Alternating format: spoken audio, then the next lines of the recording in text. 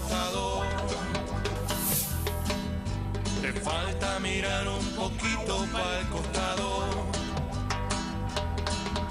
Te falta mirar un poquito para el costado.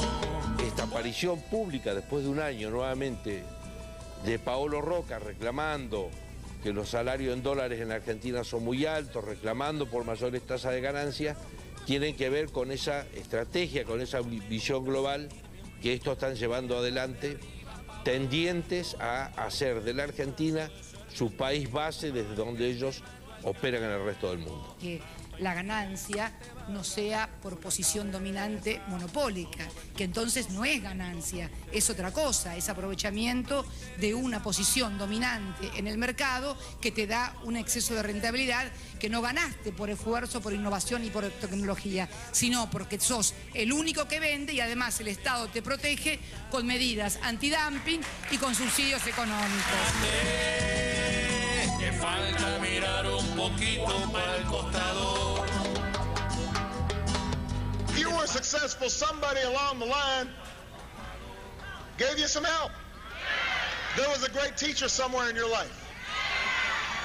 Somebody helped to create this unbelievable American system that we had that allowed you to thrive. Somebody invested in roads and bridges. If you got a business, that you didn't build that. Somebody else made that happen. ¿Sabes cuántos quisieran tener tu estado? Falta mirar un poquito para el costado. El primer proceso de desarrollo industrial por sustitución de importaciones lo terminaron con el bombardeo de la Plaza de Mayo en el año 55. El segundo, que empezó con Frondizi, lo pasaron por las armas junto con una generación de jóvenes dirigentes el 24 de marzo del 76. Y el tercero, que empezó en el año 2003, está todavía vigente, tiene dificultades, contradicciones, pero yo estoy convencido que este país no tiene destino sin un fuerte desarrollo industrial que genere puestos de trabajo para que este país vuelva a ser lo que fue en la época del pleno empleo. Detrás de estos objetos hay trabajo argentino, hay costumbres argentinas, hay historias biográficas familiares o personales y historias biográficas colectivas. Hay luchas, hay huelgas, hay derechos adquiridos, logros. Y atrás de estas cosas también hay soberanía, ejercicio diario y cotidiano y mínimo, aunque no se puede llamar mínimo ningún acto de soberanía, ¿no? Buenas noches, bienvenidos. Esta semana hemos tenido otra vez el clásico techín de la lucha de las corporaciones contra el Estado.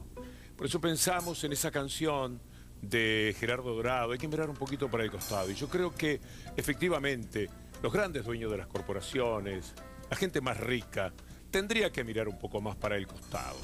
Hacia ese costado donde, por ejemplo, no están solamente ellos, están empresas de un inmenso sacrificio, que se llaman pymes. Las pymes, que son el 99% del empresariado y que dan trabajo al 60% de los que no están bajo la protección del Estado cuando este es el que da trabajo. Les voy a pedir disculpas por la disfonía que tengo. San Lorenzo emocionó mucho esta tarde, el final del campeonato fue terrible. Y ya que estamos en la presentación del programa, un dato, por si no sabe, ganó Bachelet 62-38 en el balotaje en Chile. Pero nosotros nos vamos a ocupar hoy de lo que ocurrió esta semana, porque 2 años después, menos de que Paolo Roca, el dueño de Techín, salió a marcar la cancha al Estado y tuvo una respuesta del gobierno que vamos a recordar hoy. Y pareció que pedía disculpas, poco tiempo después ha vuelto a la carga y ha tenido nuevamente el Estado, a través del gobierno actual, que responderle a lo que parece ser nunca les alcanza, nunca les es suficiente. Vamos a recordar a través de los diarios lo que ocurrió esta semana, las protestas de la corporación. Aparecieron las declaraciones de Roca que fueron pronunciadas ante 750 empresarios en esta misma semana.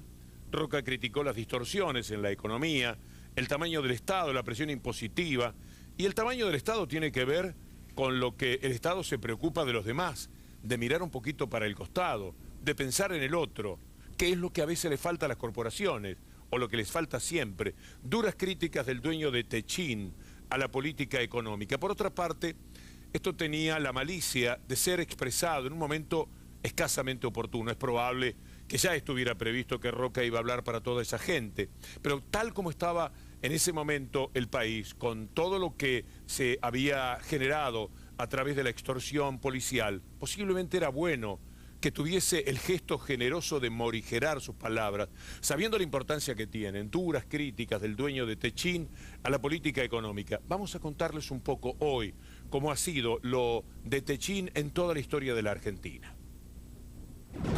Quiero hacer frente a un debate político que me parece, o mejor dicho, una opinión del señor Paolo Roca, titular de Techin, que dijo que en la República Argentina el Estado es hipertrófico, etcétera, etcétera.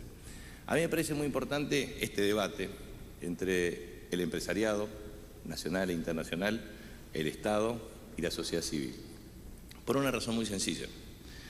Nosotros advertimos que el Estado cumple un rol absolutamente indispensable desde el punto de vista de su capacidad regulatoria y de asignación de recursos. Pero quiero transmitirle claramente que gran parte del ensanchamiento del gasto público en Argentina se debe a un componente que se denomina seguridad social. La República Argentina invierte 12 puntos de la seguridad social para generar la base de un Estado que permita garantizar inclusión social educativa. Ejemplo, la asignación universal por hijo, que nadie está en contra, implica más de 3,3 millones de niños, adolescentes y jóvenes, y eso es parte de la inversión en seguridad social. O los más de 2,5 millones de jubilados incluidos en el sistema social para tener una cobertura de carácter universal. 11,6 millones de personas están bajo la tutela de la protección del Estado en materia de protección social. Ese es el nivel de inversión pública del Estado. A eso se denomina hipertrofia del Estado por parte de muchos empresarios. Sí, efectivamente, esa es la hipertrofia del Estado. Los impuestos, el volumen de los mismos es el problema que siempre plantean. Una época en que el Estado atendía bastante menos a la gente y quizás pagaban de impuesto un 29, un 28%, ahora se les fue al 41, 42, 43, pero queda muchísimo dinero. Estoy seguro que el señor Roca no debe tener tantos problemas para llevar adelante su vida como para no pensar que su industria protegida por el Estado, a la que se le dan inmensas posibilidades de desarrollarse, como después vamos a ver a Obama que le dice a los empresarios, no lo hiciste solo. Hay un Estado que hace los puentes, las rutas, que te crea las posibilidades para que vos puedas desarrollarte. Y ese Estado, naturalmente, quiere ayudar también al resto de la sociedad. Pero antes de seguir y de ir un poco hacia atrás, un camino al revés que vamos a hacer esta noche, con lo que ya ocurrió con Roca y con la historia de Somisa y de Techin, vamos a compartir con ustedes lo que un destacadísimo humorista, fallecido hace pocos años, norteamericano, decía en uno de sus monólogos. Les voy a presentar al humorista porque no necesariamente en la Argentina se puede saber quién es este señor. Fue un verdadero genio. Se llama George Dennis Carlin, un hombre que nació en Nueva York y murió en Santa Mónica hace 5 años. Hay decenas de discos, cientos de monólogos que se han conservado de él. Y yo llegué a una conclusión cuando preparaba el programa con el equipo de producción. No voy a ser capaz de decirlo, y además con humor como él lo hace. ¿Cuál es la pelea que el mundo tiene hoy día? ¿Cuál es el grado de la confrontación que existe entre quienes son una élite que sabe perpetuarse, que ha sido especialista en perpetuarse en el mundo entero, gobiernos elitistas contra lo que podríamos llamar gobiernos populistas, es decir, aquellos que se ocupan muchísimo más del pueblo? Lo que van a ver con una sonrisa, pero también con algo que tiene que ver con una cierta melancolía, pensando cómo deberían ser las cosas, es nuestro editorial de hoy, dicho, y le sale mucho mejor, por George Carlin. I'm talking about the real owners now. The real owners, the big wealthy business interests that control things and make all the important decisions. Forget the politicians. The politicians are put there to give you the idea that you have freedom of choice. You don't. You have no choice. You have owners. They own you. They own everything. They own all the important land. They own and control the corporations. They've long since bought and paid for the Senate, the Congress, the state houses, the city halls. They got the judges in their back pockets. And they own all the big media companies, so they control just about all of the news and information you get to hear. They got you by the balls. They spend billions of dollars every year lobbying to get what they want.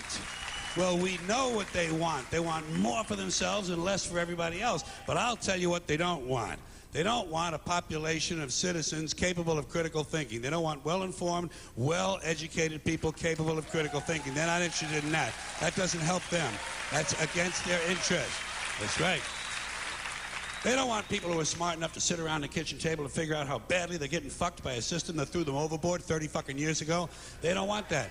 You know what they want? They want obedient workers. Obedient workers. People who are just smart enough to run the machines and do the paperwork and just dumb enough to passively accept all these increasingly shittier jobs with the lower pay, the longer hours, the reduced benefits, the end of overtime, and the vanishing pension that disappears the minute you go to collect it. And now they're coming for your Social Security money. They want your fucking retirement money. They want it back, so they can give it to their criminal friends on Wall Street. And you know something? They'll get it. They'll get it all from you sooner or later, because they own this fucking place. It's a big club, and you ain't in it. You and I are not in the big club. And by the way, it's the same big club they used to beat you over the head with all day long when they tell you what to believe. All day long, beating you over the head in their media, telling you what to believe, what to think, and what to buy. The table is tilted, folks. The game is rigged. And nobody seems to notice. Nobody seems to care. Good, honest, hard-working people, white collar, blue collar, doesn't matter what color shirt you have on. Good, honest, hard-working people continue. These are people of modest means. Continue to elect these rich cocksuckers who don't give a fuck about them. They don't give a fuck about you. They don't give a fuck about you. They don't care about you at all. At all. At all. Yeah. You know? And nobody seems to notice, nobody seems to care. That's what the owners count on, the fact that Americans will probably remain willfully ignorant of the big red, white, and blue dick that's being jammed up their assholes every day. Because the owners of this country know the truth.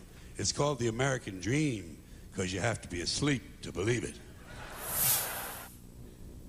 Ese es el contexto en el que vamos a desarrollar nuestro programa. Es como desde bajada de línea vemos el mundo. Esta oposición permanente entre el Estado y las corporaciones, a las que se suman, por supuesto, las mediáticas que están absolutamente asociadas a este tipo de intereses. Nunca les alcanza. Siempre están quejosos, sobre todo cuando el Estado toma más impuestos, naturalmente para hacer cosas que están referidas al resto de la población, a la que se debe. Porque si no, todo lo que les faltaría sería ellos sentarse de alguna manera, como lo van a escuchar decir en este programa, sentarse ellos en la Casa Rosada. Vamos a recordar que esto de Paolo Roca